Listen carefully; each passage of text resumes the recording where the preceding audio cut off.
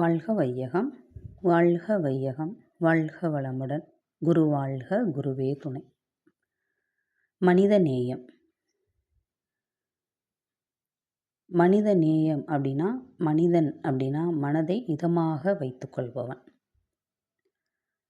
அப்போ இதமாக நம்ம வச்சுக்கிட்டோம் அப்படின்னா, நம்ம யாருக்கிட்டேயுமே அன்பும் கருணையுமா இருப்போம்.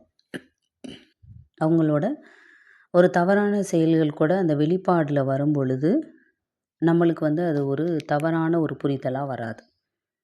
இப்போ மனித நேயம் அப்படின்னு நம்ம மகிழ்ச்சியே இதில் ஆழ்ந்து சில கருத்துக்கள் சொல்கிறாங்க அப்படின்னா, நம்ம நிறைய பேர்கிட்ட நட்புறவோடு இருப்போம், நிறைய பேர்கிட்ட வெறுப்புணர்ச்சி நமக்கு இருக்கும் இல்லையா?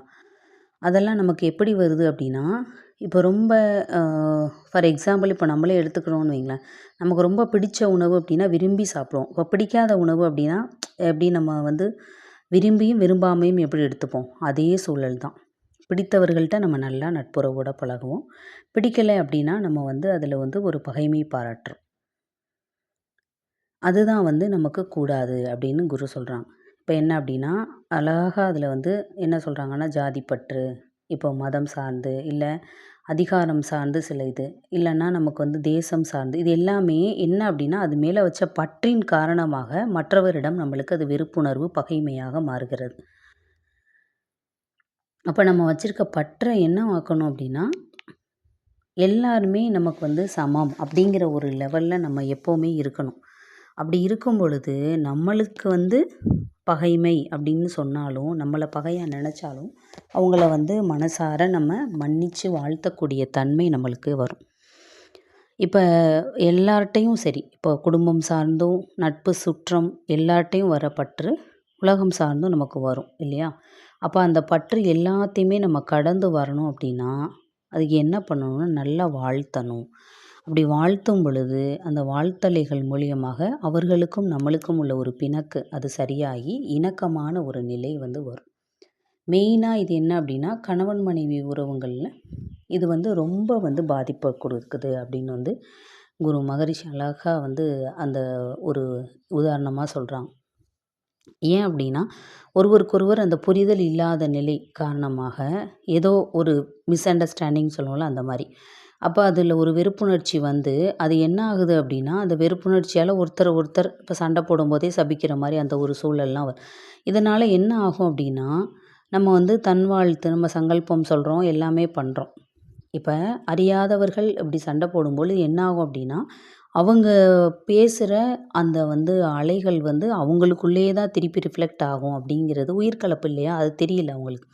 அப்போ அவங்க பேசுகிறனால அது அவங்க குடும்பத்தை தான் பாதிக்கும் அப்படிங்கிறது அறியாமல்.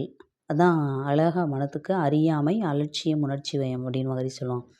அந்த அறியாமல் நம்ம செய்கிறது அதை அலட்சியப்படுத்திட்டு என்ன ரீசன்கிறத புரியாமல் நம்ம செய்யும்போது அந்த உணர்ச்சி வயப்பட்ட நிலையில் அந்த வார்த்தைகள் நமக்கு வெளிப்பாடாக வருது. அதனால தான் நம்ம மனம் சார்ந்து நம்ம எப்போவுமே யோசிக்காமல் இருக்கனால தான் அதை இதமாக நம்மால் வைத்துக்கொள்ள முடியவில்லை. அதனால தான் தவம் நம்ம பயிற்சி முறைகளில் நம்ம தவத்தில் ஆழ்ந்து போகும்போது அந்த மனதை நம்ம ஒடுக்கி ஒடுக்கி பழகும் பொழுது நமக்கு என்ன ஆகும் அப்படின்னா, நம்மளோட உண்மை நிலை நமக்கு தெரிய வரும், தெளிவும் வரும். நமக்கு தெரிய வர்றது மட்டும் இல்லாமல் அந்த தெளிவு நிலை வரும் பொழுது ஒரு பிரச்சனை வருதுன்னா அந்த பிரச்சனைக்கு என்ன தீர்வுங்கிறத நம்ம ஆராய்ச்சி பண்ணுவோம். அதை என்னென்னா வெறுப்பாக காட்ட மாட்டோம், கோபமாக இராது. ஏன்னா எப்போ கோபம் அப்படிங்கிறது வரும்போதே நமக்கு செல்கள் மூளை செல்கள் நமக்கு பாதிப்படையுது இல்லையா? அப்போ ஒரு பிரச்சனை வருது அப்படின்னா, அன்னைக்கு இது நடந்தது, இன்னைக்கு இது நடந்ததுன்னு அதை நம்ம அந்த நினைவாற்றல் தன்மையில் சொல்லிகிட்டே இருக்கிறோம். அதுக்கு காரணம் என்ன அப்படின்னா, அது ஒரு பதிவாக நம்மளுக்குள்ளே பதிஞ்சிருது.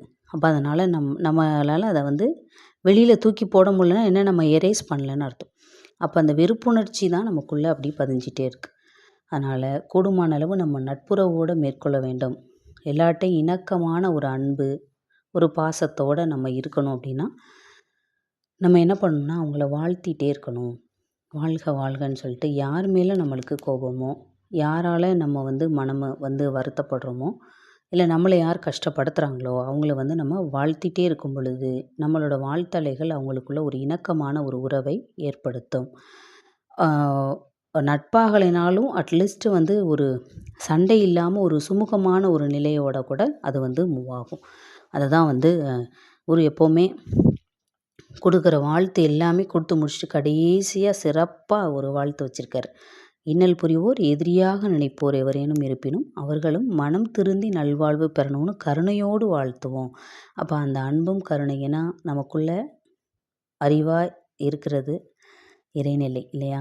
உயிருக்குள்ள மெய்ப்பொருளை நம்ம உணர்கிறோம். அப்போ அந்த மெய்ப்பொருளை அதுக்குள்ளே அறிவாக இருக்க இறைநிலை நமக்குள்ளே என்னவா இருக்குது? அன்பும் கருணையுமா எல்லாமே நமக்கு கொடுத்துட்ருக்கு. அப்படி இருக்க இறைநிலையை நம்ம வச்சுருக்கோம் இல்லையா? இப்போ 6வது அறிவு பெற்றிருக்கோம். நம்ம சிந்திக்கக்கூடிய திறன் பெற்றவர்கள். நம்மளும் வந்து யோசித்து நிறைய விஷயங்களில் சிந்தித்து செயல்படும் பொழுது அந்த வாழ்த்து நிச்சயமாக செயலாகும் பொழுது அனைவருக்குள்ளும் நம்ம என்ன ஆகும் அப்படின்னா நேசிக்கப்படுவோம். நாமும் எல்லாரையும் நேசிப்போம். மற்றவங்களும் எல்லாரையும் நேசிப்பாங்க. இப்படி நம்ம எல்லாருக்கும் கொடுக்குற வாழ்த்து எல்லாத்தையும் நேசிக்க வைக்கும். அதுதான் தேசத்தையும் நேசிக்க வைக்கும், மற்ற எல்லாரையுமே நேசிக்க வைக்கும் அப்படின்னு சொல்லி இதில் குரு வந்து நிறைவு பண்ணுறாங்க. இன்னொன்று என்ன அப்படின்னா, நம்ம குரு வந்து உலக அமைதிக்காக இது போராடினாங்க. அப்போது அவர் அந்த உலக அமைதி தான் வேணும் அப்படிங்கிறத வந்து தனி மனித அமைதி வந்தால் தான் உலக அமைதி, குடும்ப அமைதி, அதுக்கப்புறம் உலக அமைதி பெறும் இல்லையா? அப்போ நம்மளுக்குள்ளே நம்ம அமைதி வரணும் அப்படின்னா நம்மளுக்குள்ளே உள்ள வெறுப்புணர்ச்சிகளை நாம் கடக்கும் பொழுது குடும்பம் சார்ந்து அந்த ஒரு இணக்கமான உறவு, பிணக்கு போய் இணக்கமான உறவு வரும் பொழுது நாம் உலகோரை வாழ்த்தும் பொழுது அந்த வாழ்த்தலைகள் அவர்கள்ட்ட போய் கண்டிப்பாக செயலாகும். அப்போ நம்ம வந்து தேசத்தை நேசிப்போம், மற்றவர்களையும் நாம் நேசிப்போம். அப்போ வாழ்த்தலை மூலமாக மனித நேயத்தோடு நாம் வாழ முயலலாம், வாழ முயற்சிக்கலாம் மட்டுமில்லை, வாழலாம். வாழ்க வளமுடன்.